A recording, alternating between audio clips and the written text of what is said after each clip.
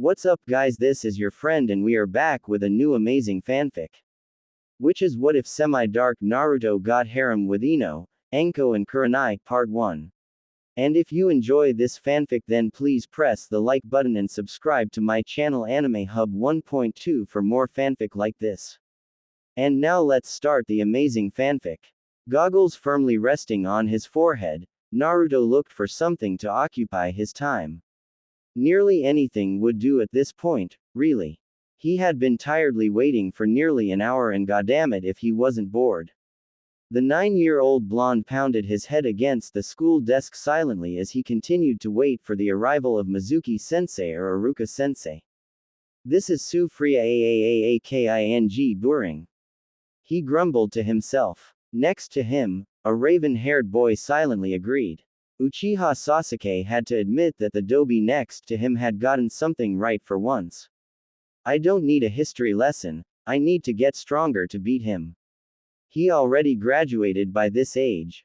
Behind him, Yamanaka Ino and Haruno Sakura glared at the orange-clad boy with an intense killer aura. He actually had the audacity to take the spot right next to their beloved object of infatuation. Naruto was well aware of the blatant killing intent stemming from behind him. It wasn't that hard to pick up. Regardless, even if there was subtle killing intent, he would have been aware, simply because his instincts were now honed to the point where he could sense nearly every immediate hostile intent, no matter how insignificant, aimed towards him. However, Sakura and Ino's intent were more irritated rather than the murderous vibe he got from some of the villagers, so he simply ignored it.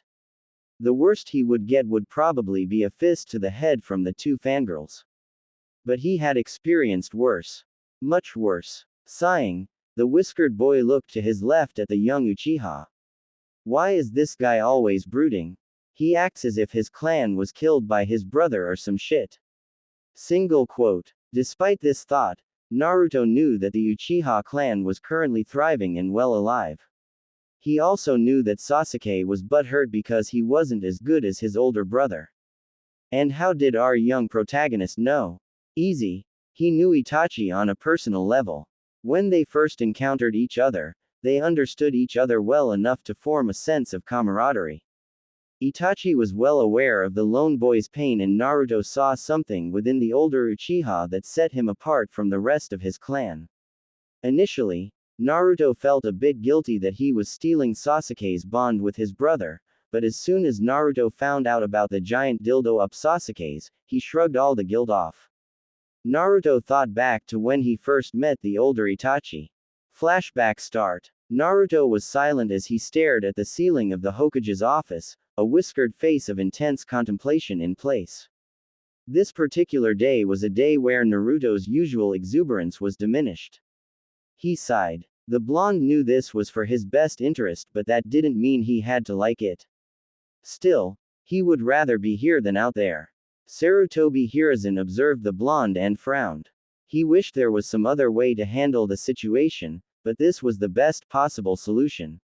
For his surrogate grandson, he had to keep the young Jinchuriki with him to ensure his safety.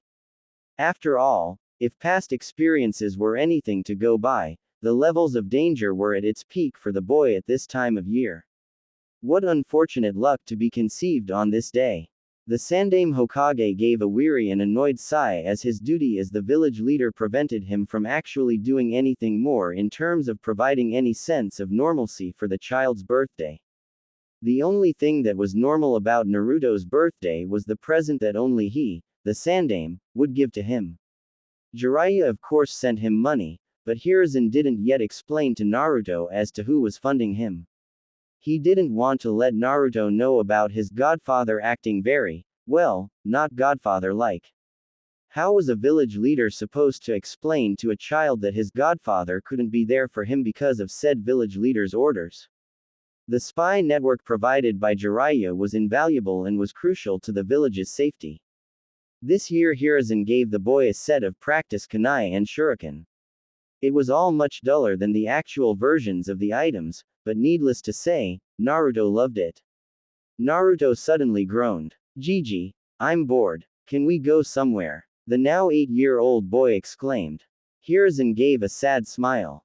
Naruto-kun, you know why I can't let you go out. But I don't know why. All I know is that the people will hurt me on my birthday, but I don't know why they do it. Naruto scowled as he interrupted his grandfather figure. The Sarutobi's smile turned into a frown. Knowing only one thing that could placate the boy, the aged Hokage set aside his paperwork and stood up. Alright, fine, Naruto-kun. We can go out today since it's your birthday. I'll even treat you out to some Ichirakus. Does that sound good? Yada. In an instant Naruto was standing up and enthusiastically pumping his little fist in the air. Hiruzen chuckled. Alright, get your stuff and we can head out as soon as you're ready. Suddenly, Hiruzen's assistant, Mew, could be heard from the now slightly opened door. Hokage-sama, pardon the intrusion but the council wanted to speak to you about some urgent matter. Quote. Hiruzen frowned. Tell them I'm busy today. The Sandaime gave a good-natured smile to the blonde.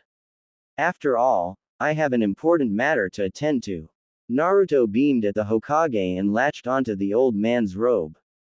Hiruzen returned this affectionate gesture with several gentle and affectionate head taps. Mew's next words were a bit hesitant. Are you sure, Hokage-sama? The matter is regarding possible intrusion of Orochimaru. Say no more. I'll be there, the Sandaime interrupted rather sternly. At those words, Naruto's heart shattered as the boy's shoulders slumped depressingly. Tears threatened to spill as he bit his lips to keep himself from crying. Failing miserably, the Sandaime knelt down to the boy's eye level. I am so sorry, Naruto-kun. If I could, I would retire right now for you, but the village really needs me. You understand, don't you? Quote. Despite feeling slightly betrayed, Naruto nodded glumly. Hiruzen stood up and frowned. If only someone else could. Oh. If I'm not mistaken, it looks like Itachi came back. He felt the presence of one of the most prodigal shinobis coming in. Hiruzen then turned to the crying Jinchuriki and knelt once again. Naruto-kun, I promise I'll make it up to you, but in the meantime this will have to do, okay? Naruto looked confused as he looked up to the Sandaime's eyes with slightly blurred vision. Before he could ask, sounds of clothes rustling and movement resounded from behind him. Anbu Captain Kamataichi, Weasel, mission reporting mission number 3041. Status. Success, a sudden monotonous voice said. Ah, Kamataichi-kun, that is good to hear, however, I now have another mission that only you can accomplish. Do you accept? Hiruzen spoke with a smile. Realizing what the old Jiji was doing, Naruto giggled. Ignoring the laugh and presence of the young boy, Itachi straightened up and bowed. Yes, Hokage-sama. He knew it mattered not what kind of mission it was. If it was perilous and he needed to risk his life to complete it, he would do it in a heartbeat for his village. He would be a weapon of Konoha. He would be the Hokage's tool. He would be an instrument whose sole purpose was to do as asked and kill if necessary. You're babysitting Naruto-kun. The Sandaime quickly coughed out. He would be Konoha's most accomplished babysitter. Wait, what? Naruto gave a cheerful wave and snickered. Flashback end. Of course, the knowledge of him and Itachi being friends was a secret to everyone but Naruto, the Hokage and Itachi himself. Well, at least Naruto considered him a friend. An older brother even. Dobi, Sasuke said, pulling Naruto from his thoughts. Tem, retorted the young demon container. Naruto glanced at his raven-haired classmate when he didn't respond. What the hell, why did he even talk to me? Naruto frowned. Whatever, I'm just gonna ignore him. Sasuke, noticing the attention of the blonde was elsewhere, frowned. Everyone should be paying the utmost attention to an Uchiha when one speaks to them. In an irritated voice, he spoke once more, Dobi.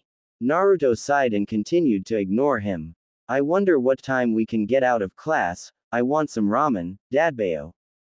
Oi, Dobi, I'm talking to you. Quote. Sasuke was practically seething at being ignored. He was an Uchiha. Someone of his prestigious caliber should ever be ignored. What the hell do you want, Tem? Sasuke smirked, and Uchiha would always get his way. It was in their divine right. I don't know what you're talking about. An Uchiha like myself would never address you first unless we were ordered by the Hokage himself, and even then. The sliding of the classroom door interrupted Sasuke's self-pretentious speech. A random chunin came in. Attention class. Uruka-sensei and Mizuki-sensei will be unable to come to class today due to unseemly circumstances, therefore class will be cancelled for today. Naruto grinned as a cheer erupted throughout the class. He knew that he was the reason for them not showing up, oh he knew all too well. After all, he was the prankster king for a reason. Naruto drummed his fingers against the countertop at his favorite little restaurant as he waited impatiently. Man, it sure is taking him a time. I wonder what the hold up is. Bored, Naruto looked at everything around him, noticing every little detail before his eyes rested on one 14-year-old Ayame. He studied everything about her, her long brown hair underneath her white bandana, her fair skin while she worked, and then looked at her dark brown eyes that were staring directly back at him. Naruto froze, instantly realizing he had been caught gazing at her. Instead of scowling or getting angry, Ayame simply giggled. Don't worry, Naruto-kun, your ramen is almost done. You don't have to stare at me for much longer, she finished with a teasing tone. Naruto turned tomato red as he spluttered out, well, I didn't mean I'm not a pervert. He finally ended up screaming. A man's voice suddenly entered the verbal fray. Are you perving on my daughter Naruto? He yelled in fake anger, but Naruto didn't properly perceive it. Instantly recognizing the voice as Tsuki, Ayame's father, Naruto's visage became horrified. Oi, Tsuki Oji-san, I'm not a pervert. I mean, yeah, she's pretty and stuff, but I'm only 9 years old, Dadbao. Oh, so you do think I'm pretty? Ayame teased with a victorious smirk.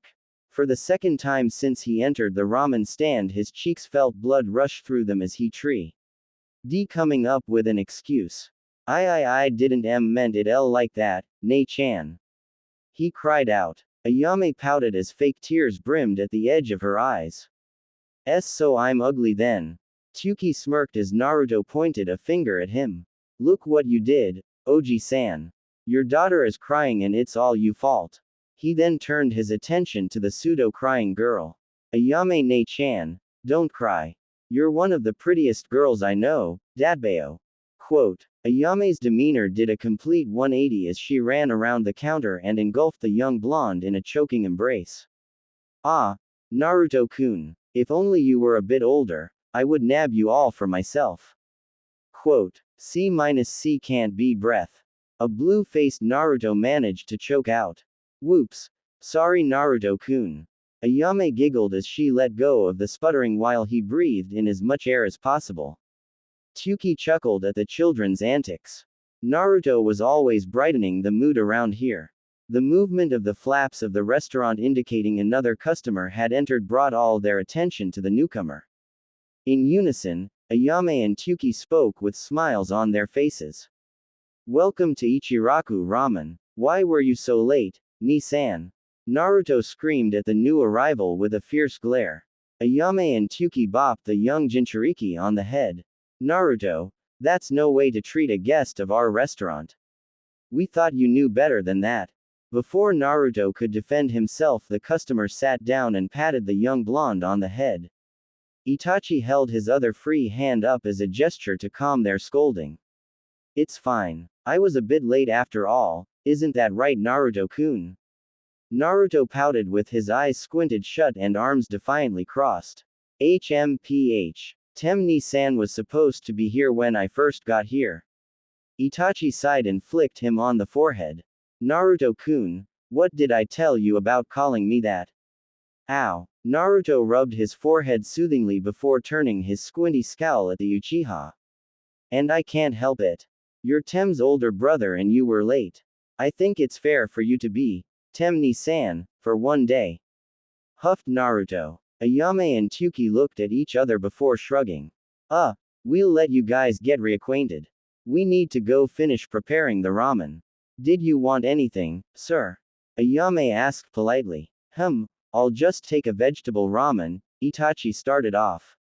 Screw that. Get him a miso ramen, Ayame ne-chan. Naruto interrupted. He looked at Itachi with a desperate look. Oh come on, Itachi ni, you have to at least try the best stuff for your first time. Naruto begged. Itachi chuckled before he looked at Ayame and nodded in confirmation. I'll take one miso ramen then. When she left, he patted Naruto on the head. So no more tem ni-san, Naruto grinned. I guess you earned yourself a break. The rest of their lunch went by without incident as Itachi listened to Naruto talk about his day. When the subject approached the topic of the academy, the demon container then turned to Itachi. Hey, how come your little brother is such a bitch-ow? Standing over him was a smiling Ayame, who had evidently slammed a giant ladle on the blonde's head. You were saying something, Naruto-kun. She said almost too sweetly. I was saying, why is your brother such a sweet little angel? Itachi's mouth twitched in amusement as Ayame nodded in approval.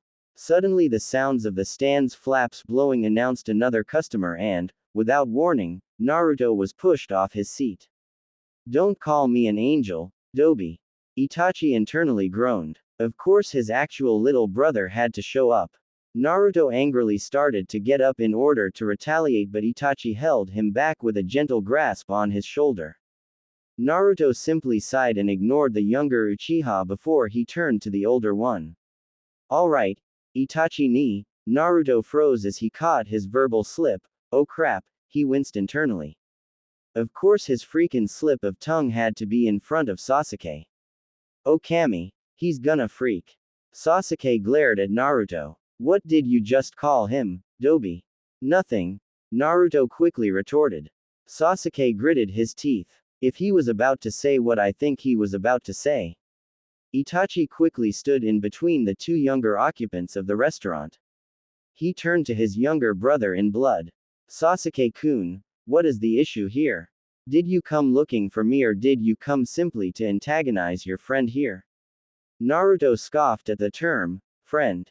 Sasuke seemed to agree with Naruto as he glared at his older brother.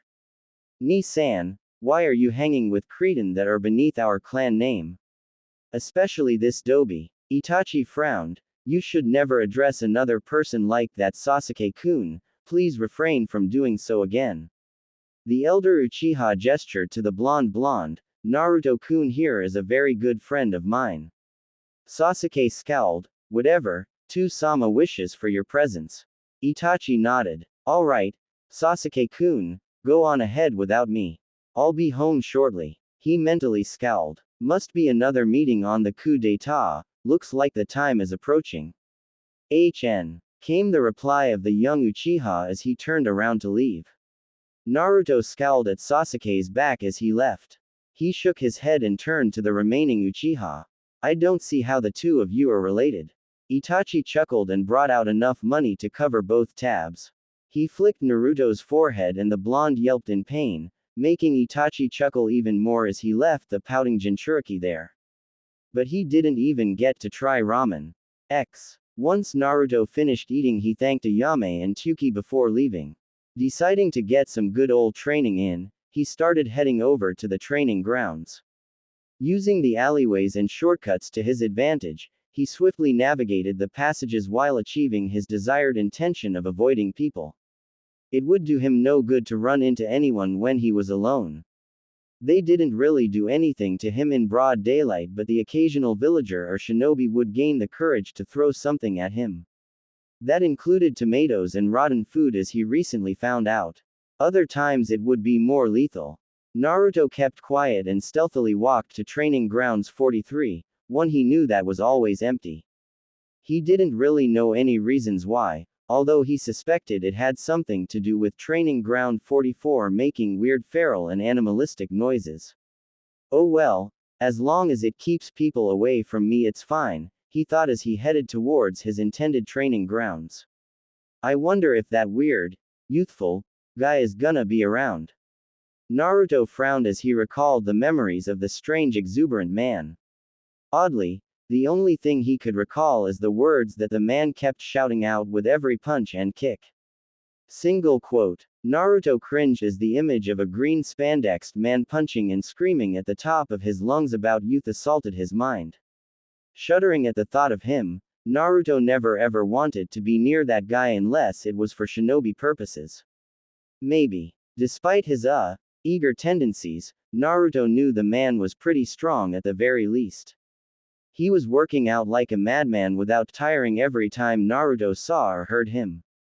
The caterpillar man would have several boulders attached to him while he did whatever exercise. Whether the exercise be running up walls or impossibly steep cliffs or ravines, the man always did it an extreme way.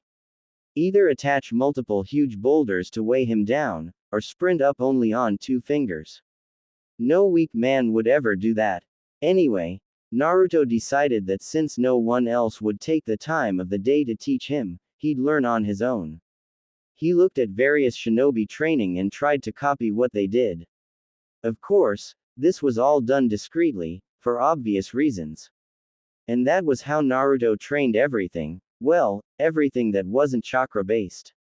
Naruto couldn't do shit with his chakra and it absolutely irritated and puzzled him to no end even though they had just unlocked their Tenketsu is year like every other year 4 academy students would. It was sort of a rite of passage he supposed, at least that's what Gigi told him. However, surprisingly, when Naruto unlocked his chakra everyone in a half-mile radius passed out, himself included. The Hokage was there when he woke up and tried to explain everything to everyone about what happened. He said, Naruto-kun has too much chakra and the density of it was blah blah blah.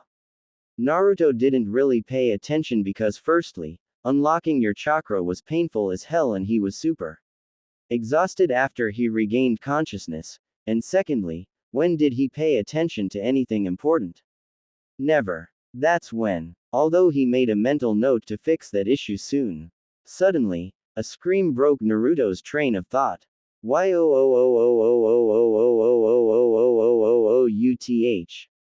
Youth. Youth. Oh Kami. He's close, Naruto mentally grimaced. He trudged towards the source of exuberance after some deep contemplation. It took a few moments, but with some common sense and the powerful need and want to get stronger, he reluctantly decided to go study. The strange man. The enthusiastic screams of passion grew even louder until he finally arrived hidden in the dense forest. Welp. He was here now. For better or for worse, not even he knew. Okay. First he ran laps no, wait, did he stretch first? Well, no shit he stretched first. Everyone stretches first. Okay so let's restart. Stretch first, laps, the basic push-ups and shit, then the advanced and crazy weird push-ups and shit, and then, Naruto paused for a moment with a puzzled express. Ion. Damn it. What the hell did he do again? I can't concentrate right now next to this emo tit. Naruto glanced at the raven-haired boy next to him who was currently glaring at him. It had been like this ever since that incident at Ichiraku's, as soon as Naruto was in a 200 feet radius of Sasuke the young Uchiha would find him and try to burn holes into the young blonde's very being. It was pretty uncanny. Actually, it would have been a pretty impressive feat of determination if it wasn't so creepy. Like, seriously, a wall could be separating the two and as soon as Naruto walked around the corner, Sasuke's head would be fully rotated to glare at him while his upper torso was facing a completely different direction.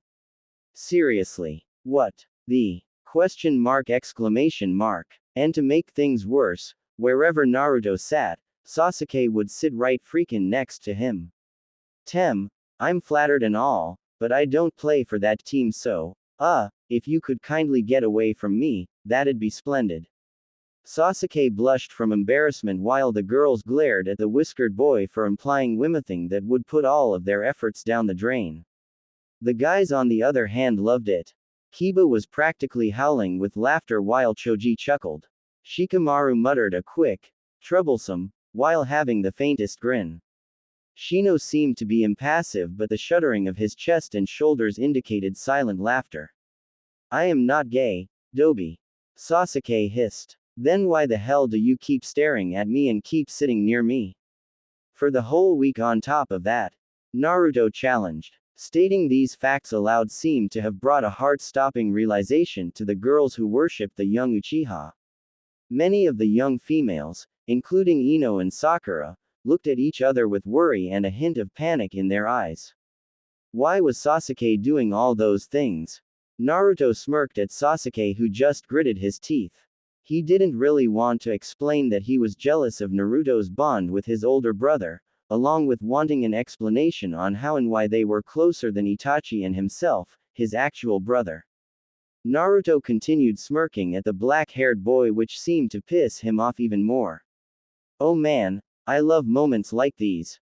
Naruto was brought out of his thoughts when he heard something whizzing towards him. On instinct honed from all his life, he ducked and saw an eraser fly over his head, hitting the desk behind him. Naruto! Barked Iruka, obviously the person who had thrown the object at him. What was that for, Iruka-sensei? Exclamation mark quote. Naruto yelped. Iruka frowned. That was for not paying attention. Naruto looked incredulous. What? Are you serious? Of all people, me. Oh, for Kami's sake, look at the emo bastard next to me. He's been staring at me for the past few days. Not to mention he's been staring out the goddamned window for the past century, and you didn't throw anything at him. Iruka looked thoughtful as he conceded a bit. Well, I suppo. Too bad. Naruto was on a roll now. And look at the two bimbos behind me. All they do is stare at Sir. He jerked a thumb towards a still glaring Sasuke, and you don't ever see them getting something thrown at them. Quote. Sakura and Ino didn't even hear him as they continued their dream-like stare at the raven-haired boy, apparently having quelled the question of Sasuke's from their minds. Naruto then pointed to a sleeping Shikamaru. And this guy, he's literally slept every class since day one. At this point, everyone was staring at Naruto in awe, including Iruka, with one similar thought on their mind. When did the Dobi notice all these things? Exclamation mark single quote. Naruto then turned his attention to Kiba, who was now clearly outside the classroom window playing with Akamaru. He's not even in class. Need I say more? Iruka looked outside with confusion on his face. What the hell, when did he get Kiba? Get your back in here. Kiba clicked his tongue in annoyance before he climbed back through the window, albeit begrudgingly. Naruto then glanced at Hinata, contemplating whether or not to expose her for her similar fangirl-like endeavors towards himself. Hinata, who thought she was next on the target list, ducked her head with a furious blush. The blonde Jinchuriki seemed to have changed his mind about calling her out on her weird stalking habit and resumed his rant. And look at Choji, what in the actual? Exclamation mark. Look at him. He has a damn grill in front of him with meat on it, and you're gonna call me out? Choji blatantly ignored everyone as he threw some more meat on the grill. Everyone's sweat dropped at the sight. Iruka looked defeated. Alright, I'm sorry, Naruto, and thank you for bringing this to my attention. Now everyone that was mentioned has detention. This set off a set of reactions, none that Iruka was hoping for. Sakura and Ino squealed at the prospect of spending more time with their precious Sasuke-kun. Shikamaru didn't care since he was just gonna sleep that time away anyway. Choji shrugged. He'd just eat more of the snacks he carried to pass the time. Kiba didn't care much. He had just received Akamaru from his clan and wanted to bond with the little dog as much as possible. Since they were now official partners, detention would be fully and gladly spent with his new bud. Sasuke, however, was a different story. The young prodigy seethed at the blue-eyed blonde boy with evident rage. Dobi, look what you've done. Naruto was about to retort when he felt two separate fists collide with the back of head along with the shout of Sasuke's two #1 fans. Yeah, idiot, look what you've done. They yelled in unison. Ow. Sakura-chan, Ino-chan, that hurt. Naruto whined as he nursed the back of his head. Sakura and Ino huffed as one. That's what you get for getting us all in trouble. Quote. Not that we mind, both girls added in a silent afterthought. Whatever, Naruto mumbled. Iruka pouted with comical tears streaming down his face. Man, I don't think it would even matter if you brats had detention or not. It's not like it's gonna change anything. So luckily for you guys, detention is cancelled, but seriously, back in my day. Iruka then went on to rambling on about today's generation needing to discipline themselves until the dismissal bell rang. Without any hesitation, Naruto darted out the room quickly with a scowl on his face. He had had enough of the people in the classroom and the bullshit. Naruto kicked at the ground as he walked along the village. He kept his gaze down and ignored the villagers' open disdain for him, having learned early on to not make eye contact or else he'd incite some form of retaliation from anyone within a 100-yard radius. He quickened his pace to the training ground he was heading to. Civilians weren't allowed on the shinobi's turf, so at least he'd be safe from them over there. Of course, it was natural that he would have had a few run-in with some angry shinobi every once in a while, but the most they did was send him packing from the training grounds with some harsh words. He approached the training ground with a mental sigh of relief. He was finally in the safe zone, somewhere he could kick back and relax. Except he wasn't gonna kick back and relax, he was gonna train. Well, he was gonna try. The reason he could only try, and not do, was simply because no one had taught him. He couldn't really try and learn on his own because he never had the proper material at his disposal and he couldn't obtain them through stores with him being the pariah of the village. This meant that as the scorn of the village he was constantly thrown out stores for simply being in there, and the instructors at the academy regularly sneered at him for even approaching them, so that was a no-go. Well, everyone. Except Iruka-sensei and Mizuki-sensei. But the two aforementioned chunin never had time because they were always grading papers and busy with some other teacher stuff. That's why his training regimen was usually taken from other shinobi he was able to observe on the rare occasion that he wasn't found out by them. Today, Naruto was gonna be following his own regimen and another that he observed from a rather happy fellow. Naruto scrunched his face up as he tried remembering the man in the green spandex suit's regimen for the umpteenth time. Oh yeah, I remember, Dadbeo. Naruto yelled emphatically as he set to run 100 laps. And that was only the warm-up. Naruto huffed and puffed as he ended his last lap. Son of a gun, that was pretty tiring. I guess this is the price of becoming Hokage, Dadbeo. He quickly stood up and stretched before going to the decently sized stream, drinking some water from his cupped hands and washing his face as he relished in the revitalizing feeling. Feeling somewhat refreshed, Naruto set about to do the next part of the workout before he suddenly froze. What did he do next again? Scrunching his face in concentration, Naruto struggled to recall the exact workout. His eyes panned across the training ground hoping for some kind of memory spark. When his eyes fell on some boulders he yelped in triumph. Oh yeah, now I remember. Man, am I getting super smart or wah? Then he realized the detail of the workout's next step. Oh damn it all. He walked to the area with boulders littering the ground with great resignation. The green-clad man with the caterpillars above his eyes must be batshit crazy to do this. After dreadfully reaching his destination he stared at the rocks with a somewhat blank look on his face.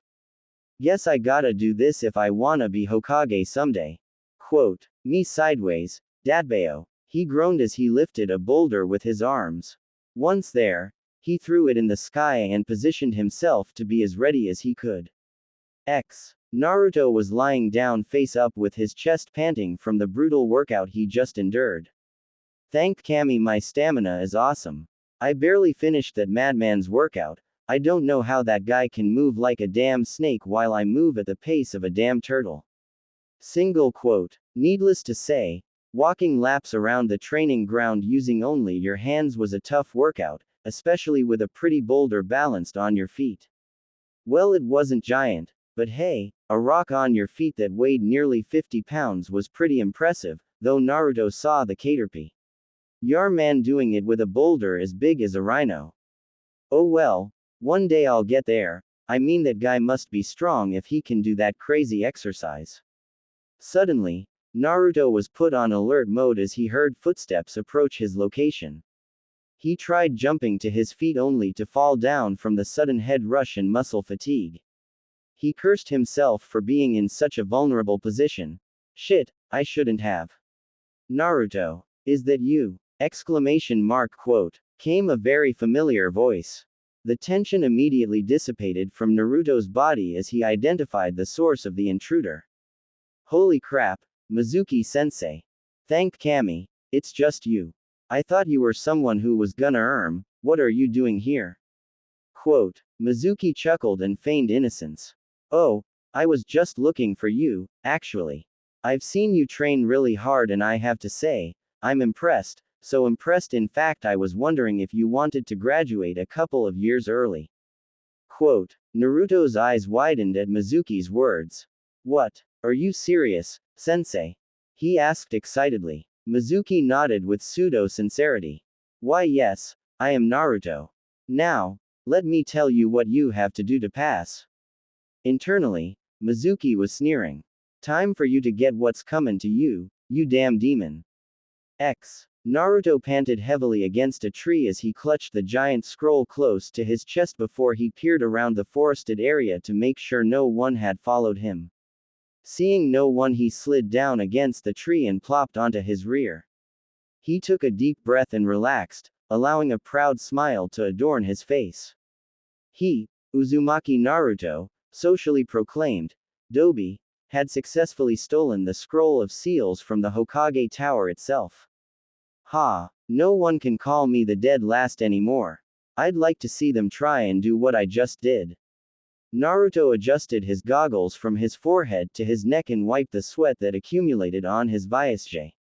He eagerly opened the scroll and peered at the list of jutsus. Mizuki-sensei told me I only had to learn one of these to graduate early, should be easy enough, I think, he muttered to himself as he scanned the parchment. His gaze fell on one particular jutsu, the Kage Bunshin no Jutsu.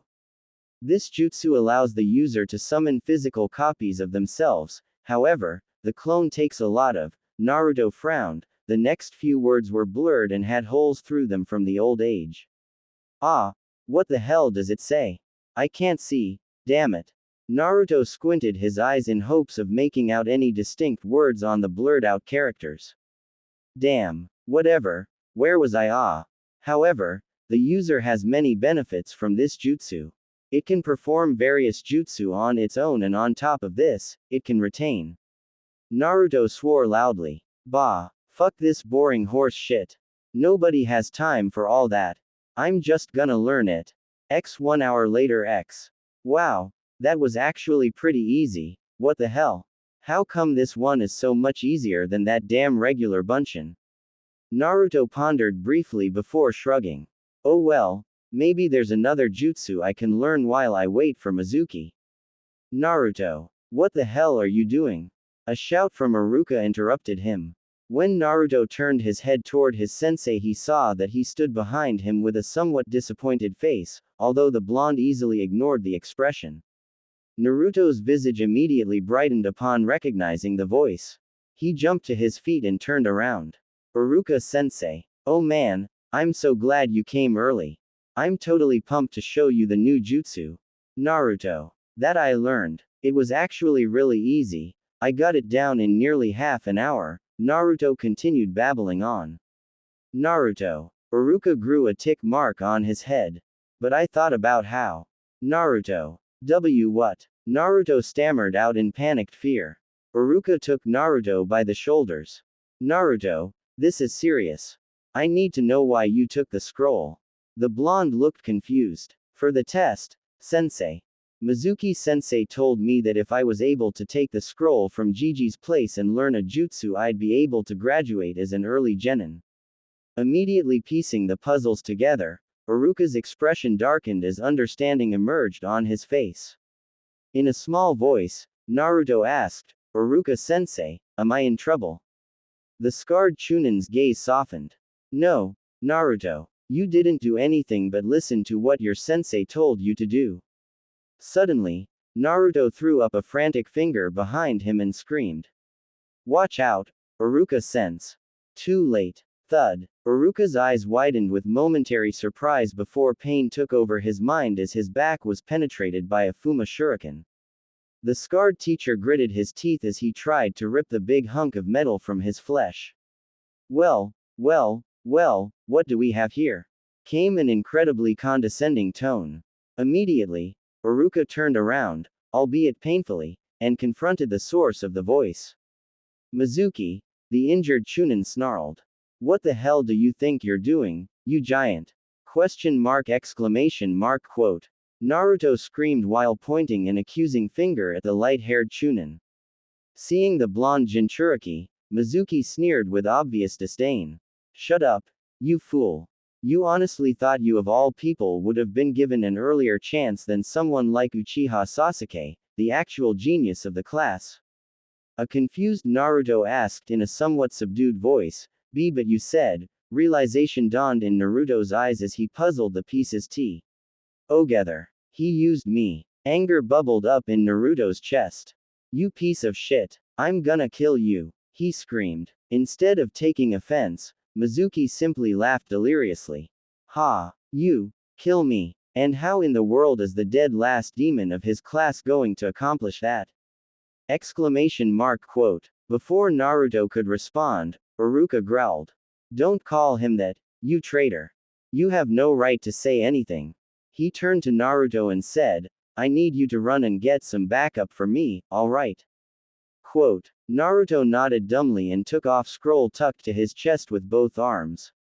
Iruka then turned his glare to his childhood friend. Mizuki, how could you? Why would you stoop so low? Why the fuck are you protecting that demon? Quote. Mizuki sneered. Did you forget that it also killed your parents? Join me, and together we can kill the demon and erase his existence from. Iruka was already shaking his head. No, you're wrong. He's not a demon, he's Naruto Uzumaki. Iruka snarled as he wrenched the implanted piece of metal from his back. He then threw the Fuma shuriken back at the pale-haired Chunin.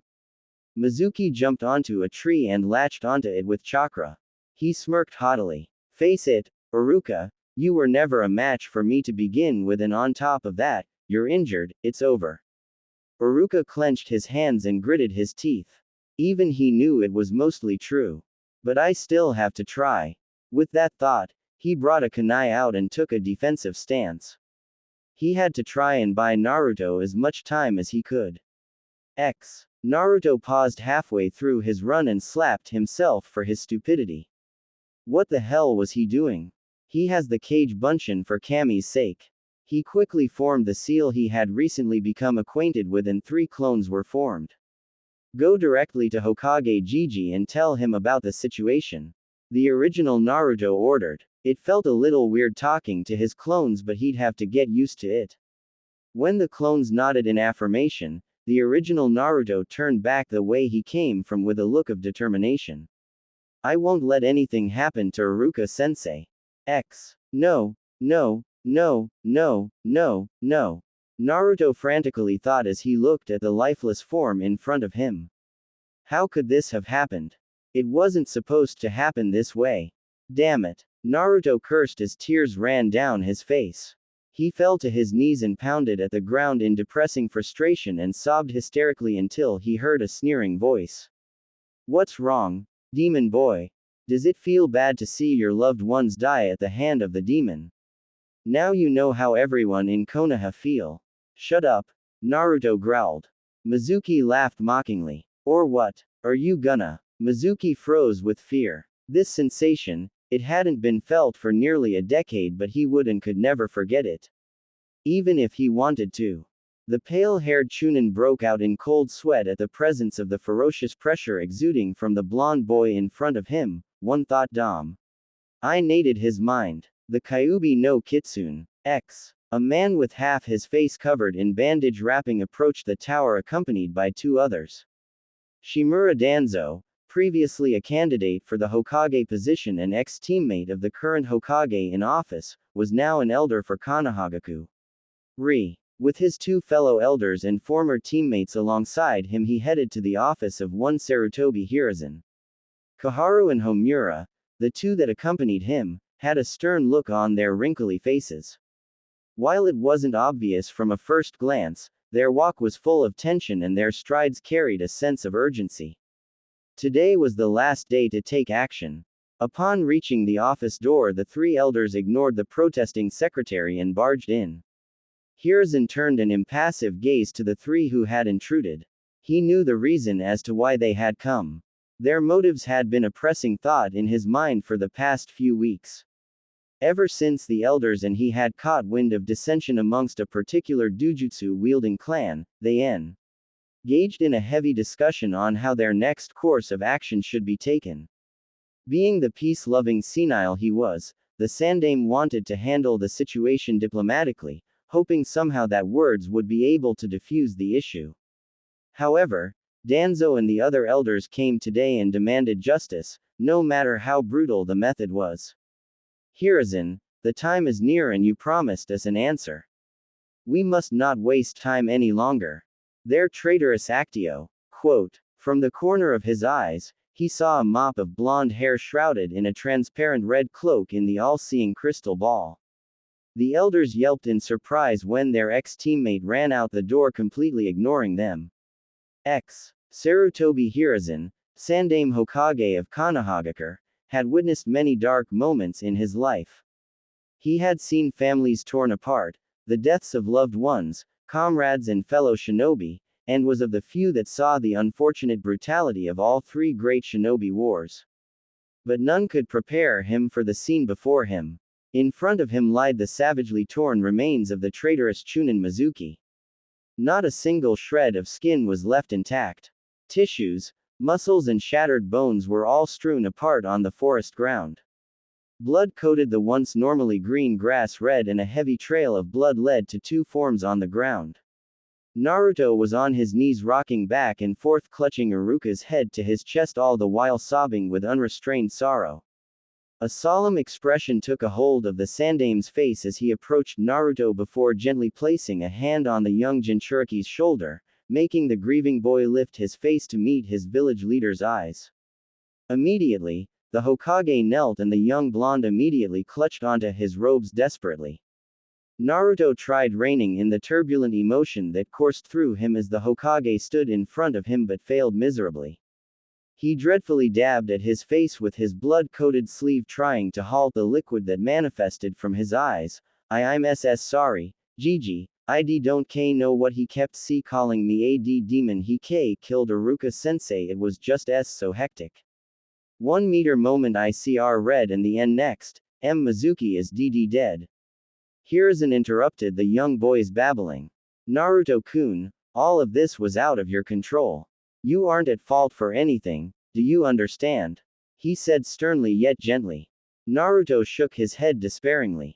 I should have said no. He asked me to do this. Hiruzen made to interrupt the young boy again, but the blonde continued in a whisper. Why, Gigi? What did I do to deserve this? What did I do to deserve everyone's hate? He looked up to the Sandaime's face and gazed with teary eyes. I'm tired of not knowing, Gigi. I got Iruka-sensei killed because I was stupid and weak. The Sandaime took his shoulders and spoke in a firm yet warm voice. Naruto-kun, believe me when I say this was not your fault. As to your request, we'll discuss that later. Now sleep, my child, you don't need to worry. I'm here for you. Naruto nodded, knowing that was the best he was gonna get out of the leader, and felt his eyelids grow heavy. One last thought rang through his mind before he entered the blissful void of sleep. I'll fix myself to be the best, Iruka-sensei, that's a promise of a lifetime. Naruto sat in the chair in front of the Hokage's desk and swung his feet in a bored childlike fashion. Hey, when does he or she get here? I wanna start training, Datbeo. Sarutobi Hiruzen pinched the bridge of his nose in obvious agitation.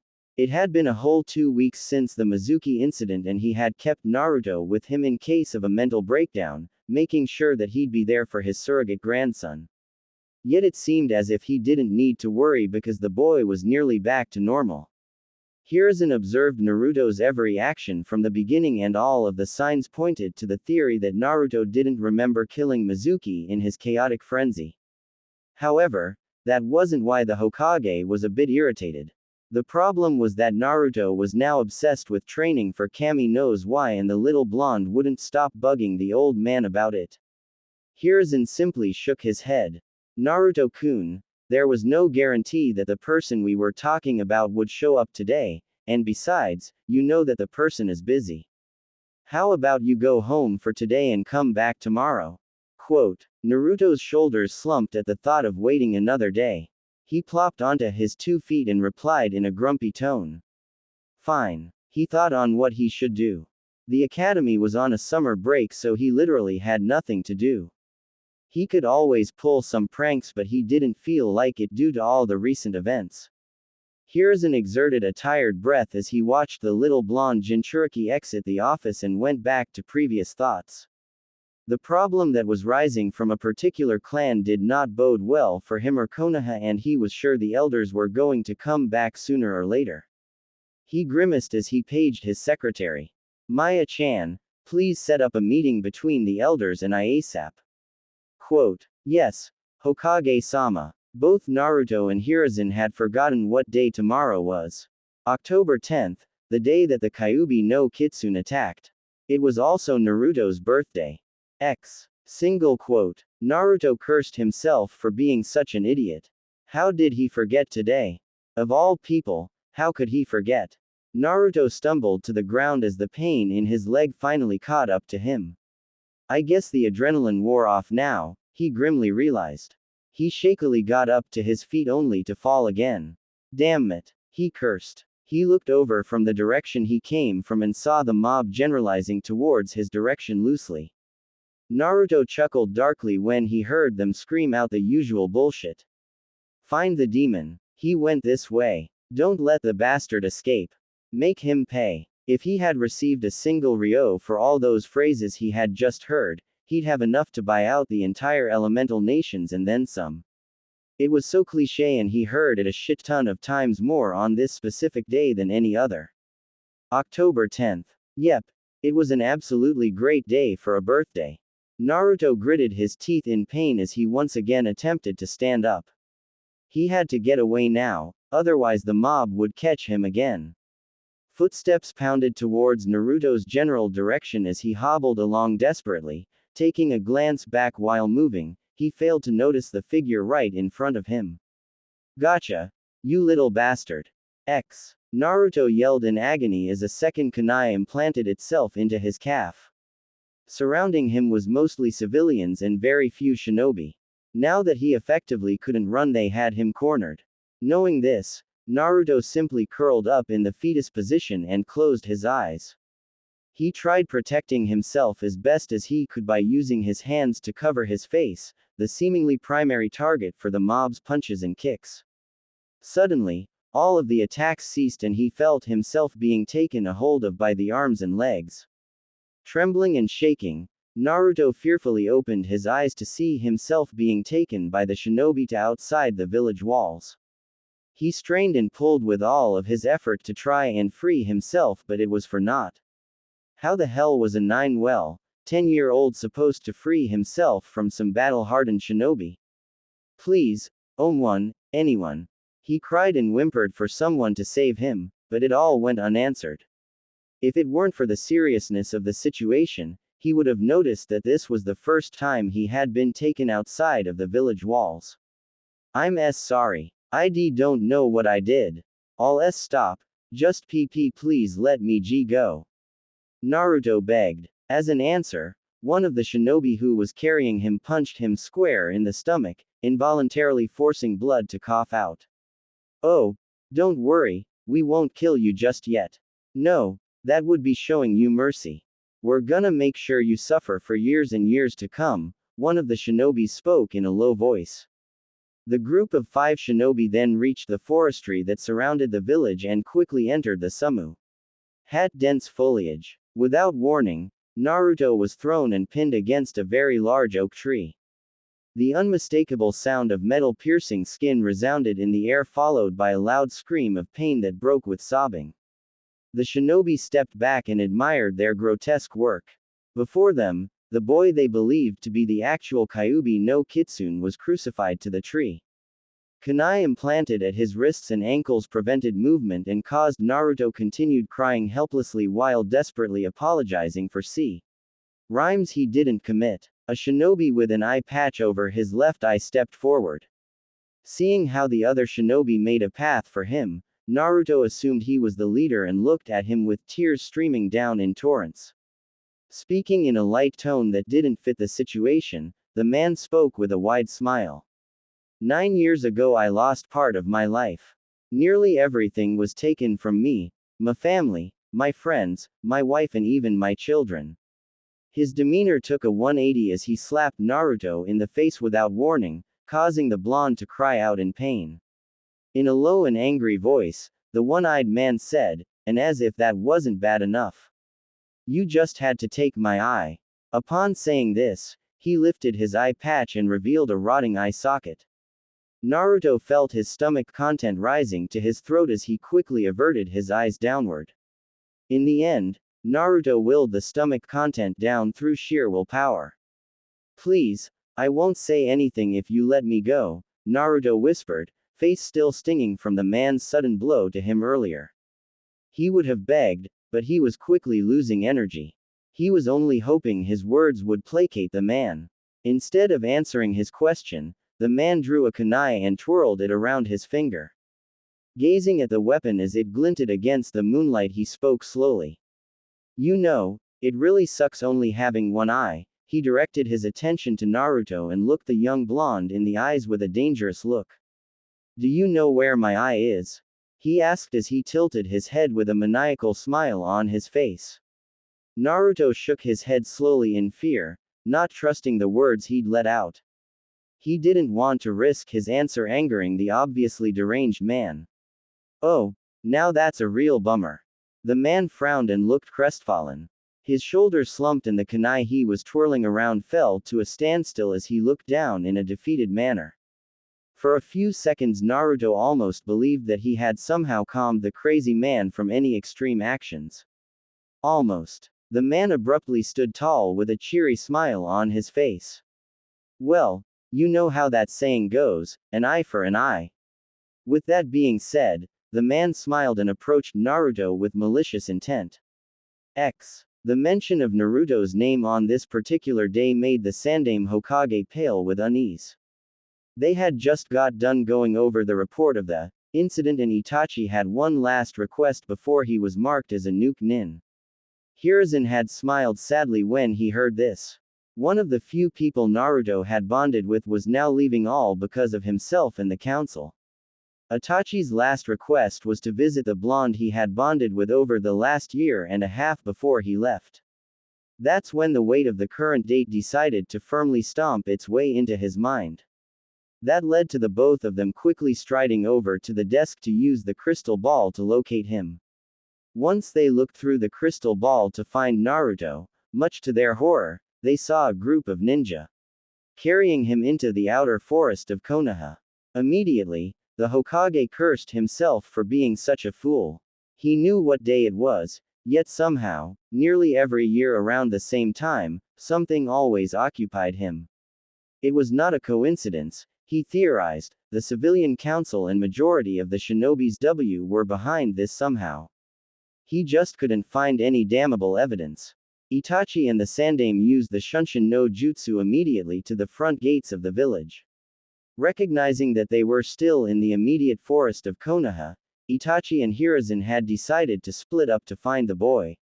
Although this was their home village, the forest was just simply too damn big for them to automatically know where everything was at by heart. Itachi, if you find Naruto, bring him back immediately to the tower. If you find those responsible, you know what to do. However, you know you must immediately leave as soon as possible. The village will find out about what you did soon enough. The Sandaime spoke swiftly without remorse and only with absolute authority. It was the man known as the professor and the Hokage speaking, not the loving grandfatherly figure to the people of Konoha. Yes, Hokage-sama, Itachi instantly replied before running off to the east side of the forest. The Sarutobi really wished at this moment that he could call on his Jonin and Anbu, but he needed to keep everything discreet if he were to grant Itachi's last request. With these thoughts, the Sandaime shot off in the opposite direction from Itachi. X. Kage Bunshin no Jutsu, Shadow Clone Jutsu. Itachi whispered. Summoning 3 Kage Bunshins took a solid amount of chakra from Itachi, hence the reason he didn't create a lot more. It would be useless to summon 30 clones only to dispel them after 30 seconds or a minute. No, it would be more efficient to summon a few and have them be able to use a decent amount of chakra to help them find the young blonde. Immediately, they sped off in random directions in hopes of completing their tasks as quickly as possible. Itachi picked a direction where his Kage Bunshins hadn't gone to and sent chakra to his ears in hopes for a sign to the whereabouts of Naruto. He immediately heard some rustling and pumped chakra through his legs to the source of noise. He ran and ran in hopes of finding. Tisk. Itachi stared at the cause of the noise with a frown. Just a squirrel. If he didn't find the boy soon, he was sure the blonde would be severely injured or dead by the time they got to him. Itachi checked his reserves and seeing that he had about 2/3 of it left, he summoned another set of 3 Kage Bunshins and sent them off in random directions. He was getting desperate in finding the boy. He didn't know why, but the blonde provided the companionship and feelings of a real little brother. Sasuke was more of a wannabe rival from the Hyuga clan that only saw him as a motivational piece, and that was it. Every other shinobi held him in a rare reverence that stemmed from him being a young and accomplished shinobi that happened to be an Uchiha. But Naruto was different. Naruto treated him normally and didn't see him as a genius but as simply Itachi. It was foolish for him to have developed a familial bond with the boy because he knew one day he had to eventually sever the bond. He knew this when he told the Hokage about the uprising in the Uchiha clan, but the little kid was a sphere of energy that had a gravitational pull about him. Once you got to know him. Itachi sighed. Not to quote the Nara clan, but it was quite troublesome. Again picking a different path from those of his clones, he quickly ran and pumped chakra through his legs once again. He ran up a tree and started taking the high route. Hopping from branch to branch, he broadened his senses too. Suddenly, an agonized scream pierced the moonlit night.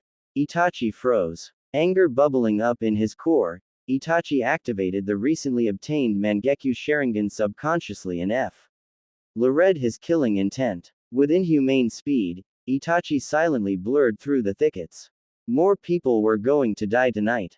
That's all Naruto had before his senses kicked and realized there was an 8-inch kunai in his eye. His first sensation was just the sense of intrusion being cold. Then it became hot. Extremely hot. Excruciating pain flared in his damaged orbital. Blood and serous fluid gushed out from his socket in an unrestrained torrent, quickly coating the right side of his face with blood. Naruto's scream filled the night with agony only to be cut off by the blood leaking into his esophagus. Spluttering and sobbing, Naruto spat out blood as he tried screaming out in pain, speak even, yet it was to no avail as the pain overrode his urge to emit any form of decibel. For reasons unknown, the grunts of the shinobi group came forward and ripped the kunai out viciously from the boy's limbs and let the demon container drop to the floor like a heap of trash. Naruto immediately took to the fetal position and whimpered uncontrollably. At the sight of this, the shinobis roared with laughter and continued jaunting at the Jinchuriki's expense. Everyone encircled the boy and took turns spitting and kicking at the demon boy. Suddenly, everyone froze as they felt as though a very dangerous predator was in the vicinity. Killer intent took a hold of everyone like a giant wave had just crashed upon them. After a few moments of fear-induced stupor, the heinous group of shinobis looked around desperately trying to pinpoint the source of terror. No one made a sound except for the still whimpering Naruto. You had all made a grave mistake. Kaden. Ruka no Jutsu, fire release. Racing fire. The voice whispered. Suddenly, a figure jumped up into the night sky with his silhouette against the bright translucent moon. A pair of Sharingan-activated eyes stared bore holes into everyone's gaze as fire split into 5 directions, each toward their own target. Rapidly approaching them, the shinobis emptied their bladders as they knew it was too late to survive. Screams of fear filled the forest before being silenced by why their fate. Itachi quickly dispelled his cage buncheons that were still searching, and did a quick scan of his surroundings, ensuring that no more danger was present. After confirming that there was indeed no more danger present, Itachi approached the near-dead boy he came to know as a younger brother. Anger bubbled once again in Itachi's core as he realized what they did to the young boy. Kneeling down to the sun-kissed blonde, he began healing the small wounds. He had a basic proficiency in medical ninjutsu due to his Sharingan. However, it was only basic. He wished now more than ever that he should have given more attention to it. "You're late," Naruto managed out with his good eye closed. He cracked a small smile. "Tem ni-san." Quote. Itachi shook his head with incredulously. "You must be strong to make light of this horrendous situation, Naruto. Don't talk, Naruto. Save your energy, you're going to need it." Taking the boy's silence as an answer, he continued to patch the minor injuries. To heal the Jinchuriki's broken bone was out of Itachi's medical ninjutsu's league. The basic healing would have to do for now. Completing his simple healing process, Itachi then bit his thumb, Kuchio's number jutsu. A cloud poofed and revealed a slightly larger than average crow. "Why did you summon me, Itachi-san?" asked the crow in a surprisingly deep baritone. The crow looked around his surroundings before looking at the boy with a kunai embedded in one of his eye socket. The crow's reaction looked disgusted. Humans were the most barbaric organisms to walk this forsaken world. "Kuro-san, I need you to find and relay a message to the Hokage. He should be easy enough to find if you search for his signature from the sky." The older Uchiha answered. Kuro, the crow summon, simply nodded his affirmative. "And what does this message entail?" "Please inform the Hokage that I had found Naruto and he'll be arriving shortly. Please also inform him that." Itachi leaned in and whispered something to the crow. The crow's eyes widened with surprise. "Are you sure you want to that? The repercussions could be severe. You especially don't know how that process could react. Especially cause of a certain being that is held. No, I don't think you should go through with this. It'd be painful for the boy on top of that, we would be uncertain in knowing if it would work. Go. I have made my decision, it must be done." Itachi interrupted with a stern voice. He had already put a great amount of thought behind this. The crow looked apprehensive but eventually nodded. Itachi was one of the strongest shinobi this world had to offer. Kuro would trust in the genius of the Uchiha clan. Itachi turned to the still form of one Uzumaki Naruto. He knelt down and called out softly, "Naruto." Itachi grew worried as the boy with his good eye closed didn't respond. Just as he was about to act, the boy moved his hand to his cheek, almost touching the kunai that had been forcefully implanted into his socket. He held his hand there on the verge of making contact with the weapon before finally dropping his hand on his cheek.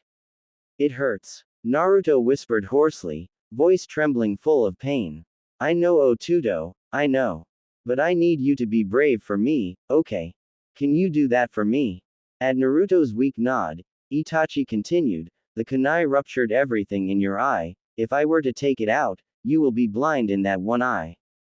"I figured as much," Naruto said quietly with tight lips. "However, if you choose to do so, I can replace it, but the process itself would hold an untold amount of pi.